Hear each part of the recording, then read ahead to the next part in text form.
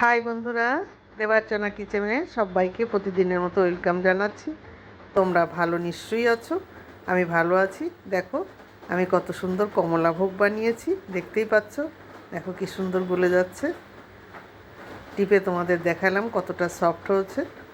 এবার আমি কিভাবে বানিয়েছি চলো যাই আমার কিচেনে। আমি এখানে দুধ নিয়ে নিয়েছি 1 লিটার। দুধ নিয়ে এটাকে আমি জাল করতে বসিয়েছি। দুধটা এখন জাল হচ্ছে। আমি এর মধ্যে ছানা কাটবো কীভাবে তোমাদের দেখাবো। এই কাপের মধ্যে আমি নিয়ে নিয়েছি ভিনিগার, সঙ্গে জল মিশিয়ে দিয়েছি। ভিনিগার শুধু দিলে হবে না, তার সঙ্গে জল মেশাতে হবে। দুধটা বলক আসা পর্যন্ত আমি অপেক্ষা করতে থাকছি। যতক্ষণ না দুধ বলক আসে ততক্ষণ আমাকে অপেক্ষা করতে হবে। দেখো দুধ আমার বলক এসে গেছে, দেখতেই পাচ্ছ। এবার আমি ওই ভিনিগার আর জল মেশানো যেটা ছিল কাপের মধ্যে, ওটাকে আস্তে আস্তে করে আমি ঢেলে দিয়েছি। এখন গ্যাসটা আমি নিভিয়েও দিয়েছি, আর আমার গ্যাসের প্রয়োজন হবে না, তাহলে ছানাটা শক্ত হয়ে যাবে। দেখো সুন্দর করে ছানা কাটা হয়ে গেছে।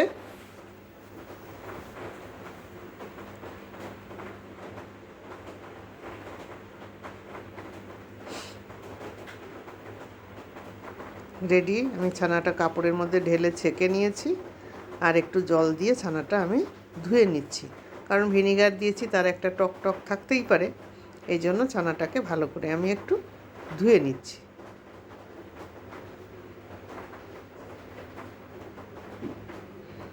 ধুয়ে এখন এটাকে আমি চিপে নিয়েছি ভালো করে। চিপে নিয়ে আমি অনেকক্ষণ ঝুলিয়ে রাখিনি, ভালো করে চিপে নিয়েই আমি এটাকে ম্যাশ করতে শুরু করেছি। হাতের তালু দিয়ে ভালো করে ম্যাশ করতে হবে। আগে ছানাটাকে ম্যাশ করে নিই, তারপরে তোমরা দেখতে থাকো আমি এখন এর মধ্যে আর কি মেশাবো। ছানাটার মধ্যে যাতে দানা দানা না থাকে ততক্ষণ পর্যন্ত আমাকে ম্যাশ করতে হবে, তবে বেশি সময় না। এইবার আমি এর মধ্যে দেব একটু চিনি। চিনিটা গুঁড়ো করে দিলেও ভালো হতো, দরকার নেই, আমি গোটাই দিয়েছি। আর দিয়ে দিলাম একটু খাবার সোডা, একটু ময়দা দিয়ে দিলাম, আর এর মধ্যে দিলাম একটু গুঁড়ো দুধ। বেকিং পাউডার দিয়ে দেবো, ওই যেটা বেকিং পাউডার দিলাম ওটাই খাবার সোডা।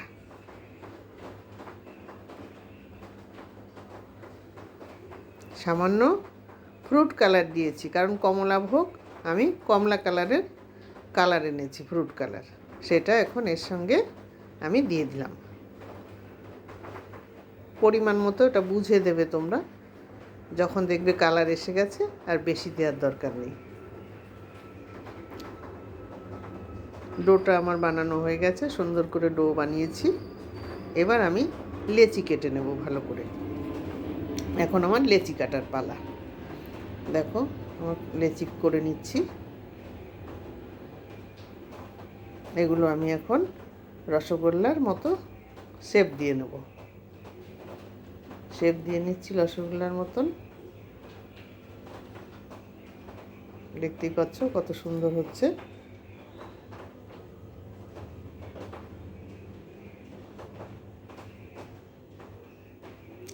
আমি বেশি দুধ নেইনি, বেশি রসগোল্লাও বানাইনি, কারণ ঘরে রসগোল্লা মিষ্টি টিষ্টি আমার বেশি প্রয়োজন হয় না। জল বসিয়ে দিয়েছি, দিয়ে দিলাম চিনি। যা জল দিয়েছি তার ডবল আন্দাজ করে। আমার এখন এমন একটা আইডিয়া হয়ে গেছে, আমি নিজের আইডিয়াতেই বুঝতে পারি। তোমরা যা চিনি দেবে তার 3 ডবল জল দেবে। এর মধ্যে দিয়ে দিয়েছিলাম একটু ফ্রুট কালার, আর দিয়ে দিয়েছিলাম একটু এলাচ থেতো করে। জলটা আমার ফুটে উঠেছে ভালো করে। এখন এর মধ্যে আমি একে একে মিষ্টিগুলো ছেড়ে দিচ্ছি। এখন গ্যাসের ফ্লেমটা কিন্তু আমার হাইতে রাখতে হবে, কারণ ফোটানোর দরকার বেশি। তারপরে আমি মিডিয়ামে দেব।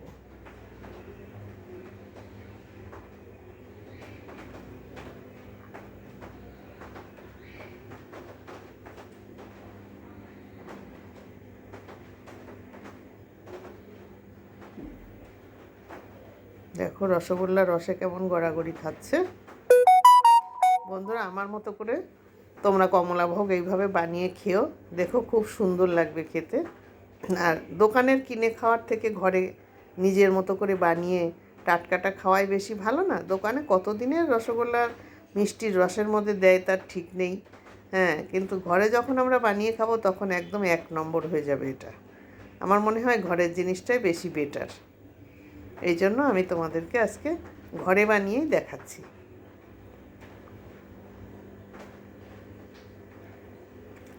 দেখো আমি কতটুকু দিয়েছিলাম, ফুলে কত বড় হয়ে যাচ্ছে, শুধু ফুলছে।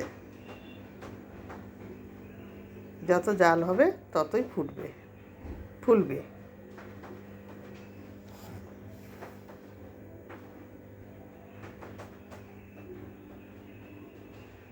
এবারে আমি একটু ঢাকা দিয়ে দিলাম, ফুটিয়ে নিয়েছি ভালো করে। এবার চাপা ঢাকা দিয়ে আবার একটু ফোটাবো, এই জন্য ঢাকনাটা দিয়ে দিয়েছি।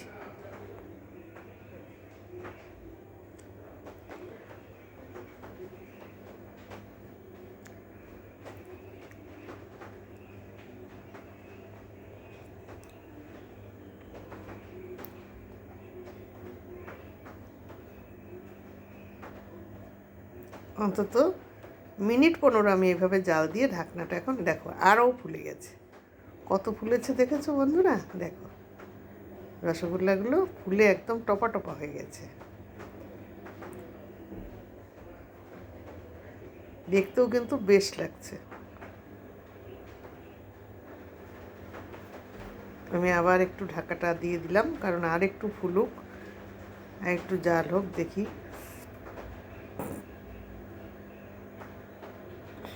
দেখো যত ঢাকা দিচ্ছি ততই রসগোল্লা ফুলে টপা টপা হচ্ছে।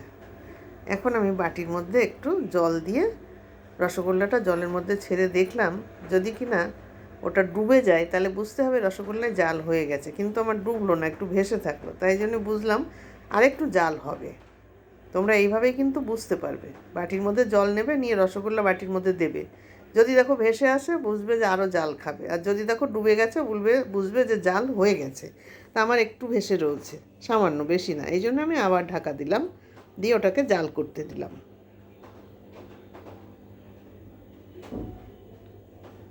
মিষ্টি বানানোর টেকনিকটা ঠিক না থাকলে না মিষ্টি ঠিকঠাক হবে না।